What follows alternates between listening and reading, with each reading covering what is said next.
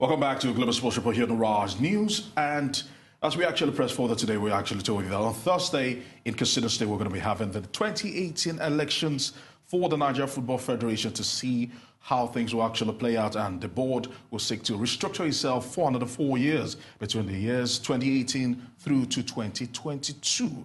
And here to discuss the forthcoming elections and the ramifications just in case it doesn't go through, because let's tell you that as it stands right about now, CAF delegations, FIFA delegations are already in Nigeria ahead of the elections. So as it stands right now, that's to allay all fears that the elections will not go through. Elections will be going through in Castina on Thursday. And I have with me Meka Olowola. It's good to have you on board today. Good to be here. Yes, and we're going to start it straight off. There have been a lot of fears in the last months leading up to this election. After the Super Eagles crashed out early July, we have not known peace in Nigerian football. But finally, the elections are here on the 20th. We're going to be having the elections. Now, you come speaking from the perspective from corporate Nigeria. What will happen just in case the elections, though? What does this mean? What are the ramifications?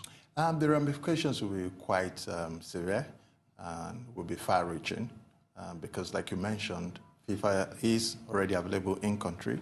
The CAF delegates are here as well. Yeah. So there's international attention on Nigeria as a result of the opera that visited the Supreme Court judgment. Yes. So, and all eyes have been on us since then. And so it's in our own interest as a nation and in the interest of corporate Nigeria to make sure that the elections go through in a fair and free manner. Okay, so representing corporate Nigeria, what we would like to see is that not only should the elections hold, we want to see the emergence of a credible new president, or the continuation of the existing one, in a very transparent manner that would boost the confidence that corporate Nigeria has right now in NFF, which is unprecedented in the history of the NFF. We've never seen anything like that before.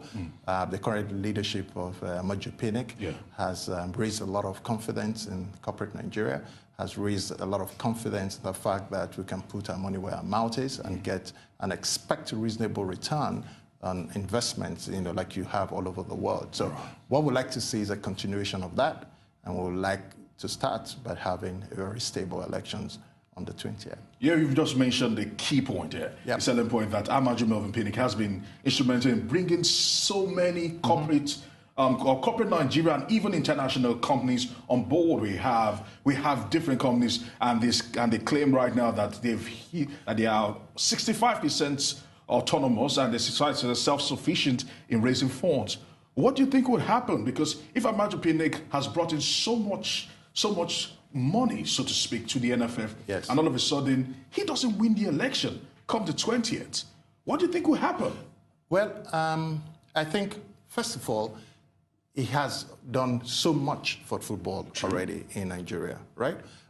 In his tenure, he attracted over 4 billion, in terms of investments in football.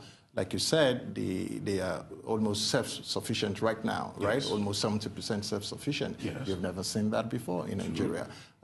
He's done a lot. He brought Gianni Infantino to Nigeria as a sitting FIFA president, right? To witness the inaugural NFF Awards.